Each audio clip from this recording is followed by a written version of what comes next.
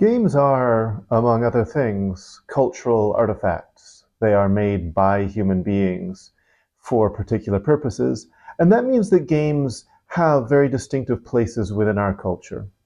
In this video, I'm going to talk a little bit about the place of games in culture, the way in which games help us see culture, and toward the end, I will turn to the very specific issue, or some might say problem, of gamification.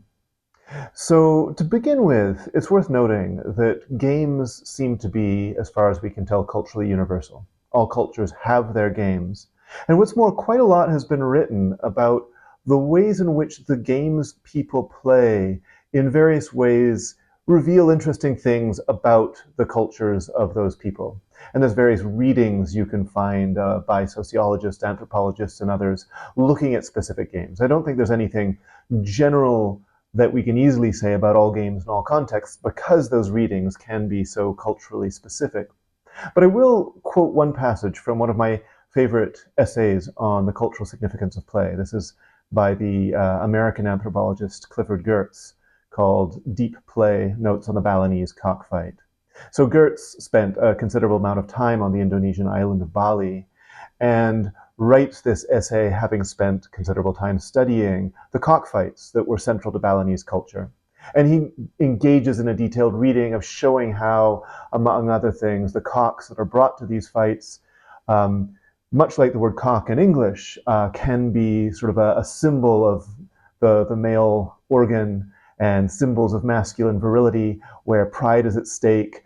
And in a culture in which outward forms of aggression are very much frowned upon, the cockfight allows for a certain expression of passions that are not normally allowed to come to the surface.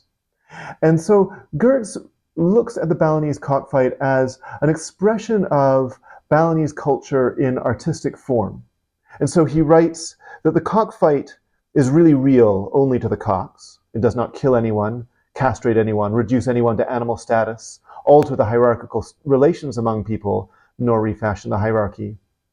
It does not even redistribute income in any significant way. So he does talk about how the cockfights are bet on. But again, the idea of betting, unless you're quite uncouth, is not to make money. People are generally expected to bet with members of their own clan or family, regardless of the odds. They're not, it would be uncouth to sort of try to calculate what the winning bet is and to try to make that bet. And so he says that what the cockfight does is what, for other peoples with other temperaments or other conventions, Lear and Crime and Punishment do.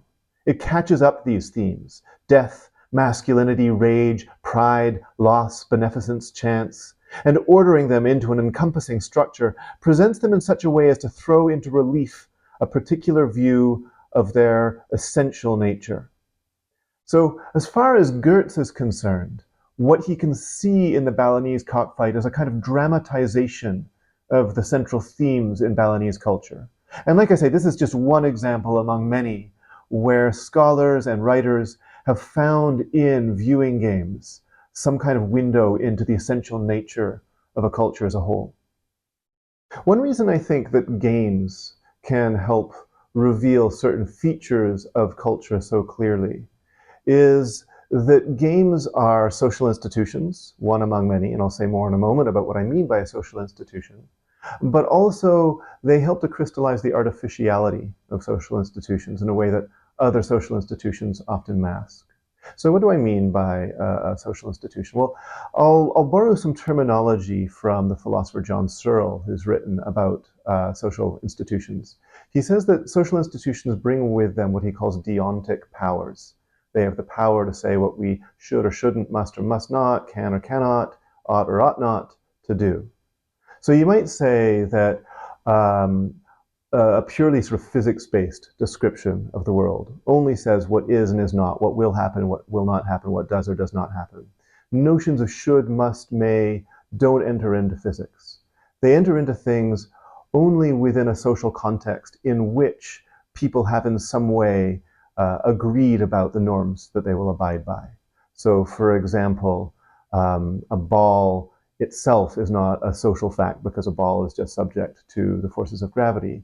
But a ball in a soccer game is now socially constituted in certain ways, because it's not just that the laws of physics dictate how the ball will move, but we're also told that everybody except the goalkeeper in a soccer game must not touch the ball, or at least if they do, there will be a foul and a free kick for the other side. So there are rules about what one should and shouldn't do with a soccer ball, only to the extent that the soccer ball is constituted within a particular social institution, namely the institution of a soccer game. And you can imagine a soccer ball could be used in other games. It could be used in a game of dodgeball. And suddenly the norms determining what one may or may not do with that soccer ball will shift because we're playing in a different game, a different social institution. Now, our social lives as a whole are deeply embedded within various social institutions, ranging from governments with their laws to clubs to families to associations of various kinds, even to friendships, where there are various more or less explicit norms in place about what we should or shouldn't, must or must not do. And one of the things I think is very interesting about games is what you should or shouldn't, must not do in a game is totally artificial. There's no sort of objective fact of the matter that touching balls with your hands is a bad thing. It's not as if soccer is trying to crystallize some fact about human nature and our relation to balls. Soccer is simply saying, this will make for a more interesting game if we institute this artificial rule that you can't touch the ball with your hands. In many of our other institutions, we tend to associate many of the norms and the rules we abide by with somewhat more objective moral or political facts, and often with good reason. But one of the things that I think games help us to see is precisely the amount of human involvement in instituting and maintaining these norms, precisely because the rules are more arbitrary in games. They help us to see the artificial nature of the rules of our social functioning more generally, and how much of that is dependent on us and our choices. Now, games also have, you might say, a socially lubricating effect. They seem to bring people together in various ways, that playing games seems to have a positive impact. And one reason why we like to play games is it does seem to bond people, bring them together in various ways. Now, there's various things you could say about the social nature of games, but I'm going to draw in particular on an argument from Thi Nguyen about the way in which games can have a morally transformative effect. Now, the thought is something like this. In a lot of games, there is some sort of competition. In life, there is a lot of competition.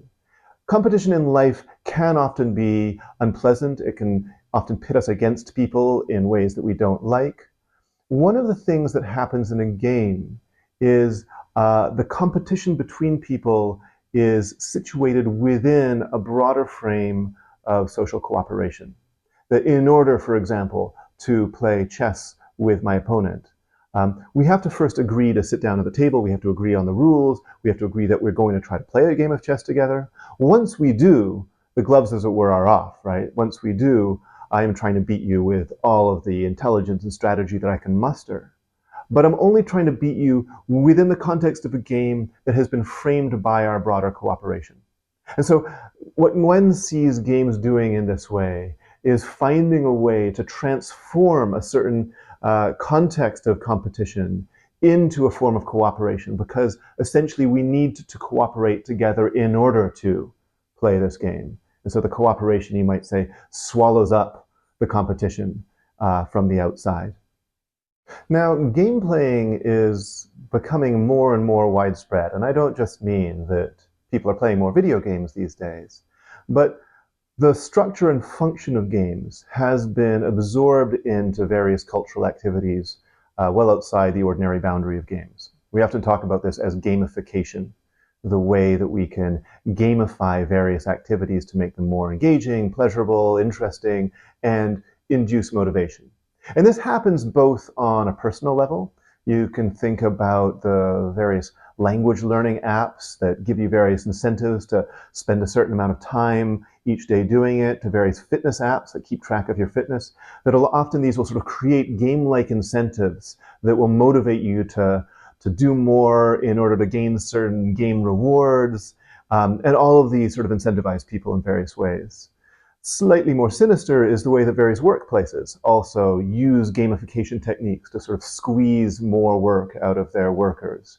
Notoriously, the Disney hotels and resorts would use a leaderboard to keep track of who was doing laundry the fastest in a way that would both surveil the workers but also kind of give them an uncompensated push to motivate them and incentivize them to do better, because they would see their name drop lower down the leaderboard if they were not working as hard as the next person over.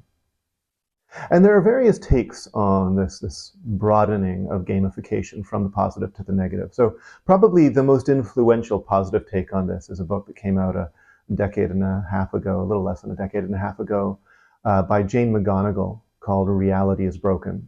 And McGonigal, a game designer, takes herself as a kind of prophet for the gamification of life. Reality is Broken is her title, that we're stuck in this world that is full of all sorts of frustrations and hindrances and obstacles.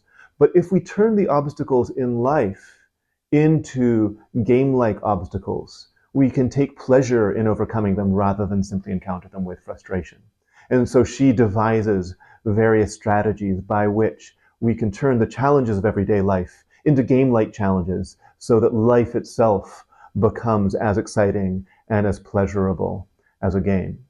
Now, I'll mention two darker takes on this. One is the way in which gamification has been used in various ways for darker political purposes. So there's a very influential online essay a few years ago by Reed Berkowitz, another game designer, who talked about the conspiracy theory QAnon as an alternate reality game. So alternate reality games are games that are played not on a screen or on a board or on a field, but kind of in the midst of everyday life. So that players are sort of out in the city pursuing various game goals, where you might say the game world is mapped on to the ordinary world. And Berkowitz knows a lot about alternate reality games, and he claims that whoever devised the QAnon conspiracy theory also knows a lot about alternate reality games, because QAnon itself has all the features of such a game, where there's constant incentives to get people to search out new clues. There's various in-game rewards that incentivize people. There's a sort of almost cult-like sense that the world of the game is more real than the outside world. And so there are ways in which the structures of games can be used for nefarious political purposes. But what's more, and I'll turn back now to the philosopher Thi Nguyen and his influential book, Games, Agency, and Art, there are more innocent ways in which gamification can be problematic. In particular, Nguyen talks about the problem of value capture in gamification. So the thought is something like this. In ordinary life, the reason why we encounter all sorts of frustrations and problems and obstacles is that life is really complicated. It's not always clear what we should do or why we should do what we should do and how to figure out how to live in this complicated, messy world. One of the things that's so rewarding about games is that they simplify all of that. That games provide us with very clear incentives, a very clear reward structure, and so we know exactly what it is we're supposed to do. And part of the pleasure of games is pursuing a goal wholeheartedly without the kind of doubts and uncertainties that plague us in ordinary life. Now, the problem, one thinks, is that this is great in games. Games are very good for sculpting very particular activities, but life should be messy and complicated. Our values should be complex and fine-grained, so that if we allow too many aspects of our life to be gamified, in effect what we're doing is we're taking the complicated, fine-grained, subtle values of our everyday life and trying to transform them into something coarser, clearer, cruder, and perhaps more pleasurable. And he sees this sort of thing happening in various domains of life. I'll just give you one example, which is the GPA system in grading. That presumably the point of schooling is to learn stuff, to grow in knowledge and to grow in wisdom. It's very hard to quantify exactly how much you're learning. And as a result, it can be a bit discouraging. You don't know quite where you stand, where you are. But along comes grading, letter grades and a GPA. And it tells you exactly where you stand. And that gives you an incentive to pursue the goals of getting good grades. But at the same time, your interest in learning can be co-opted into an interest in getting the grade. And so you might start paying more attention to what can I do to get a good grade rather than this more nebulous question of how do I enrich my mind and grow as a person. And as a result, the sort of the simpler, cruder form of measure, because it has this kind of game-like incentive, can capture our subtler, more fine-grained values and make our lives less rich, less rewarding as a result.